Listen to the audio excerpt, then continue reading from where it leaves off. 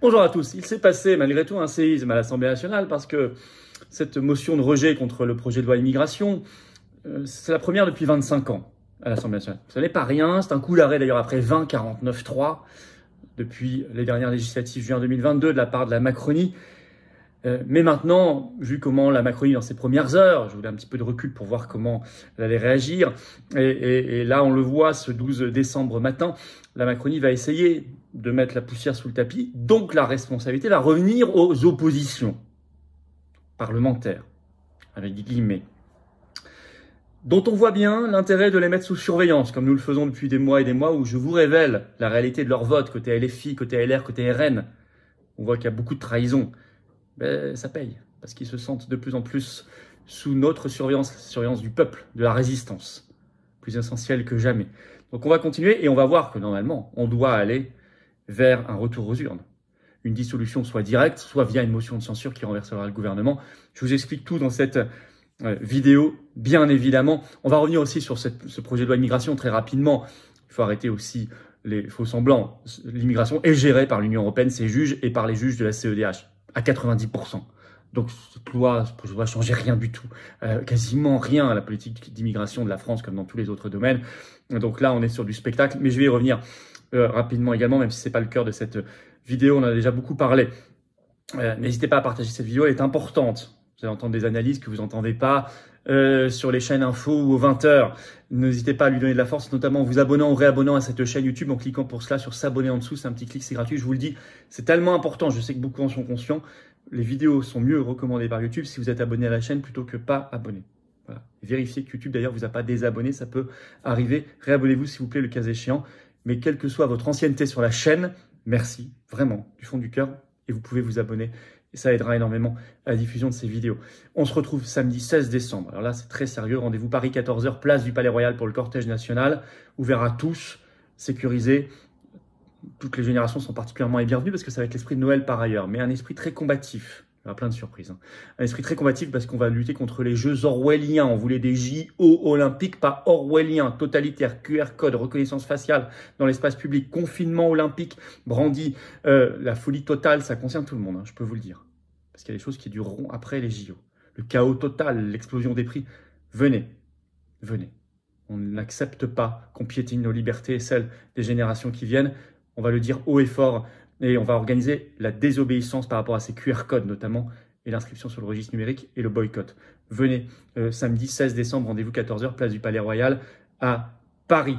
Écoutez, on est parti. Séisme à l'Assemblée nationale, alors, on va surtout continuer de mettre sous surveillance très forte les oppositions parlementaires après ce qui s'est passé. Alors, qu'est-ce qui s'est passé justement? Ce 11 décembre à l'Assemblée nationale, vote déposé, alors, d'une motion de rejet qui a été déposée par le groupe EELV, Europe Écologie Les Verts, sur le projet de loi porté par Gérald Darmanin sur l'immigration. Et un peu à la surprise générale, cette motion de rejet a été votée. Première fois d'ailleurs depuis 25 ans. La dernière fois, c'était en 1998. À l'époque, ça s'appelait une motion d'irrecevabilité. Maintenant, motion de rejet. On va dire que pour une fois, les oppositions, qui sont majoritaires, je le rappelle, à l'Assemblée nationale ensemble depuis juin 2022, pour la première fois, ne sont pas tombés dans le piège, volontairement ou pas, macroniste, qui consiste à dire « vous ne pouvez pas voter ensemble contre nous puisque vous ne pensez pas la même chose ». Piège, par exemple, rappelé encore par un ancien LR devenu responsable du parti de Macron Renaissance, qui a mis un tweet ce 11 décembre pour le déplorer, Renaud Muselier. Écoutez bien, parce qu'il résume tout le piège macroniste. Comment les Républicains ont-ils pu voter ainsi avec les insoumis, les écologistes, alors qu'ils ne sont d'accord sur rien à propos d'une loi immigration qu'ils auraient rêvé de voter au pouvoir? Impensable, irresponsable, insupportable, inadmissible, incohérent. Vous voyez, l'espèce de culpabilisation par la morale, évidemment. Ah, ils ont quand même voté. 270 voix contre 265. Même 5 députés Renaissance, donc macronistes, n'ont pas voté contre cette motion de rejet. Je pense qu'ils vont se faire remonter les bretelles. Même LR, pour une fois, c'est bien tenu à peu près, puisque 40 l'ont voté, 2 ont seulement voté contre et 11 se sont abstenus. Il faut noter que même Yaël Braun-Pivet, pourtant présidente de l'Assemblée nationale, a rompu la tradition en prenant part au vote. Donc une macroniste, donc elle a voté contre la motion de rejet. tellement ils avaient le sentiment que ça se jouait à la voix près. Donc ils ont été jusque-là, c'est-à-dire rompre la tradition selon laquelle le président de l'Assemblée nationale ne prend pas part au vote. Là, elle a voté. Vous pouvez vérifier sur le site de l'Assemblée nationale, sur la feuille de vote. Alors c'est objectivement un très gros revers politique pour le gouvernement macroniste. Et ça, il ne faut pas bouder notre plaisir, c'est important. Vous savez, les victoires, on ne fait pas la révolution tout de suite. Les victoires, il faut les prendre là où elles sont aussi. Et notamment pour se donner du courage pour la suite. Le Monde, 11 décembre, titre « Une lourde défaite politique infligée au gouvernement ». Le Parisien, 11 décembre, « Crise gouvernementale en vue ». Un échec majeur d'ailleurs, disent-ils dans le Parisien, pour Gérald Darmanin et le gouvernement. France Info, ce 12 décembre, un camouflet pour Gérald Darmanin. Alors, que va-t-il se passer formellement, là, juridiquement? Donc, l'Assemblée nationale n'étudie donc pas le texte. Dès que la motion de rejet est votée, ça met fin au débat sur le texte, donc le projet de loi immigration, qui soit va repartir immédiatement au Sénat, soit le gouvernement peut solliciter une commission mixte paritaire, 7 députés, 7 sénateurs, qui va étudier un texte qui sera le dernier voté, donc c'est la version sénatoriale, dite plus dure, entre guillemets, et ensuite ça doit revenir devant l'Assemblée et le Sénat. Mais ce texte-là, et il y avait ce 11 décembre au soir, suite à ce vote de la motion de rejet, une réunion de crise à Matignon. L'option majoritaire, dit-on dans la presse, ce serait d'aller vers cette solution de la commission mixte paritaire. Mais ça n'est pas décidé. Les LR voteraient probablement pour, puisque c'est leur texte du Sénat. Mais cette fois-ci, ce sont les macronistes qui auraient quelques soucis, notamment ce qu'on dit l'aile gauche des macronistes, qui ne seraient plus d'accord avec ce texte. Donc ça reste un casse-tête. Sinon, le gouvernement peut aussi, troisième option, décider tout simplement de retirer, d'abandonner, de laisser tomber, de retirer son projet de loi. Mais, connaissant Macron, il y a peu de chance. Alors, normalement, le ministre qui porte ce texte, donc Darmanin, doit démissionner. Il l'a fait formellement, le 11 décembre, il est allé à l'Élysée, il a démissionné, mais Macron a refusé sa démission. Ça, c'est une mise en scène. Ça, c'est du théâtre. Normalement, il devrait réellement démissionner. Voilà, de toute façon, c'est un échec personnel. C'est vrai qu'il s'était personnellement énormément engagé sur ce texte. Depuis plusieurs mois, depuis 1 an même, dit la presse, il y travaillait. Depuis plusieurs semaines, il faisait des tweets tous les jours pour expliquer les intérêts supposés de cette loi en termes de reconduite à la frontière, etc. Il avait fait énormément de médias ces dernières semaines. Mais on voit bien que ce principe de responsabilité n'est plus du tout respecté, en particulier en Macronie.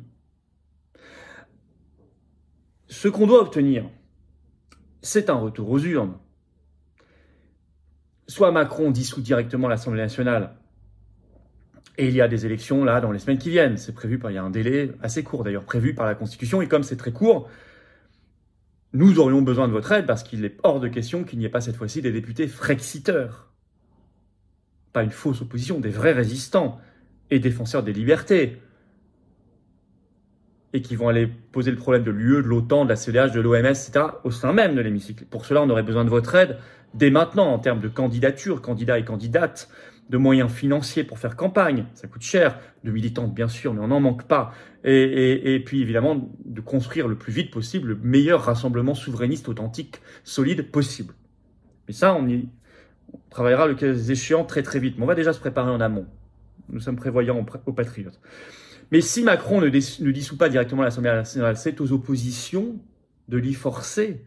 Et elles peuvent le faire par une motion de censure, puisqu'elles nous ont démontré pour la première fois, ce 11 décembre 2023, par ce vote à 270 voix de la motion de rejet, qu'il y avait donc une majorité. Si la même majorité se reforme, une motion de censure pour renverser le gouvernement est donc votée.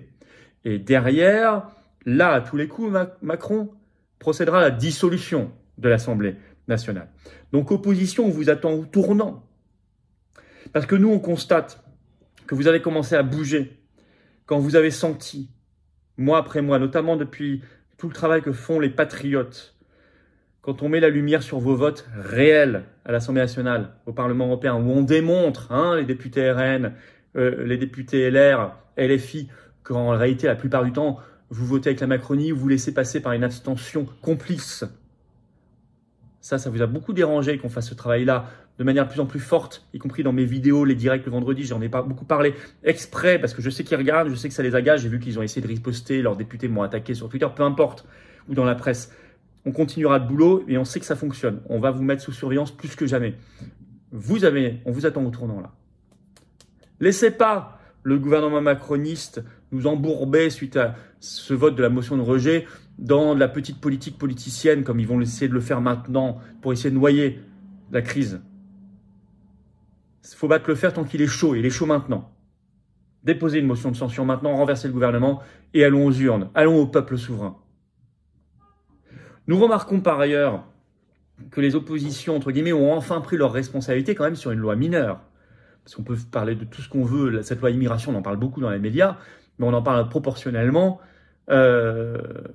inversement proportionnellement à son importance. En réalité, l'immigration est un domaine qui est contrôlé à 80 à 90% par l'Union européenne et par la CEDH. Et par tout le réseau de juges et de jurisprudence qui ensuite obéit et découle jusqu'au tribunal administratif ou tribunal judiciaire. Les directives, les traités, par ailleurs, évidemment, au niveau de l'Union européenne. Et que tant qu'on n'aura pas quitté ces structures, ce sera toujours comme ça. Et ceux qui nous disent qu'il suffit de mettre dans la Constitution que la loi nationale est supérieure, que la Constitution est supérieure au traité, c'est bidon. C'est totalement bidon. Parce que ce n'est pas du tout ce que reconnaît l'Union européenne ni ses juges. Donc ça ne fonctionnera pas. Notre signature serait toujours sur les traités puisqu'on ne les aurait pas quittés. Donc ce ne sera pas appliqué. Et deuxièmement, dans la même Constitution française depuis Maastricht, il est écrit qu'on appartient à l'Union européenne. Donc ça ne fonctionnerait pas. Et troisièmement, les juges français appliqueront la norme des droits, puisque nous aurions toujours, encore une fois, la signature sur nos traités, et donc ils appliqueront le droit supranational. Donc c'est une fausse solution. Ceux qui vous disent côté LR, RN ou Reconquête qu'il suffit de mettre dans la Constitution française que sur le domaine migratoire, c'est d'ailleurs bizarre, pas sur les autres, mais sur l'immigration, oui, tout ça n'a aucun sens, que là, dans ce domaine-là, il suffirait de dire que la Constitution est supérieure au traité, c'est une fausse solution. Ils savent que c'est faux. Ça ne fonctionnerait pas. Ça d'ailleurs a été... il y a eu des articles de presse pour démontrer que ça ne fonctionnerait pas. La seule solution, c'est de quitter ces instances. En tout cas, on remarque que vous n'avez pas pris vos responsabilités sur des lois majeures comme la loi sur les retraites ou là récemment le projet de loi de financement de la sécurité sociale, ce qui est quand même pas rien, la sécurité sociale, la santé, le premier budget de la nation. Là, vous n'avez jamais pris vos responsabilités, vous n'avez pas été capable de voter les motions de censure ensemble. Là, vous avez voté sur la loi immigration. Bon, très bien. Mais donc, vous nous avez prouvé que vous pouviez le faire sur la motion de censure. Donc faites-le. Et allons au peuple. Allons au peuple. Faisons pression. Donc on va continuer de vous regarder, de surveiller tout cela. Et je pense que ce sera aussi un des sujets qui sera dans toutes les têtes lors de notre manif ce samedi 16 décembre. Rendez-vous 14h Paris, place du Palais Royal pour le cortège national. Venez. C'est sur les JO orwelliens. Et de manière générale, la défense de nos libertés. On ne veut pas retomber dans une société de QR code et de contrôle et de reconnaissance faciale à la chinoise. Et en même temps, vous savez que ce sera une manifestation très politique au sens politique P majuscule, au sens noble du terme, parce qu'il y a ce contexte particulier. Donc venez, double raison supplémentaire de venir à cette manif nationale ce samedi 16 décembre, ouverte à tous. Voilà, partagez cette vidéo, abonnez-vous pour cela si vous voulez bien, ou réabonnez-vous à la chaîne. Il suffit de cliquer sur s'abonner, c'est gratuit, c'est un clic, c'est fait. Plus vous êtes abonné, plus les vidéos sont recommandées par YouTube automatiquement et circulent. Donc grand merci à vous et je vous attends patriotes. J'ai besoin de vous dans ce combat. On se libérera ensemble, on fera pression ensemble. Ici, c'est pas les petites oppositions opportunistes. Ici, c'est la vraie résistance anti-oligarchique. D'ailleurs, on ne nous fait pas de cadeaux. On n'a pas les réseaux, et les millions, les banques, les médias du système. Non, nous, on les a pas. Donc, vous pouvez nous aider, nous rejoindre, adhérer, réadhérer, ou faire un don de soutien au mouvement pour qu'on fasse plus d'actions concrètes encore. Besoin de vous, adhérer, réadhérer. Vous êtes mis en relation avec des gens qui pensent comme vous à côté de chez vous. C'est magnifique. En tant qu'adhérent ou réadhérent. Profitez aussi de adhésion don, c'est défiscaliser aux 2/3 de vos impôts. Profitez-en en cette toute fin d'année pour défiscaliser. Il vous reste quelques jours pour 2024. Comment on fait pour adhérer et réadhérer? C'est le premier lien sous la vidéo en description. Ce lien est également commenté à épingler. Une petite fiche maintenant sur l'écran. Dans quelques secondes, un lien sur l'écran, vous choisissez. Faire un don de soutien au mouvement, c'est facile. C'est le deuxième lien sous la vidéo en description. Encore une fois, vous mettez 100 €, ça vous enlève 67 € en baisse d'impôt. Vous mettez 1000 €, ça enlève 670. Vous mettez 10 €, ça enlève presque 7 €.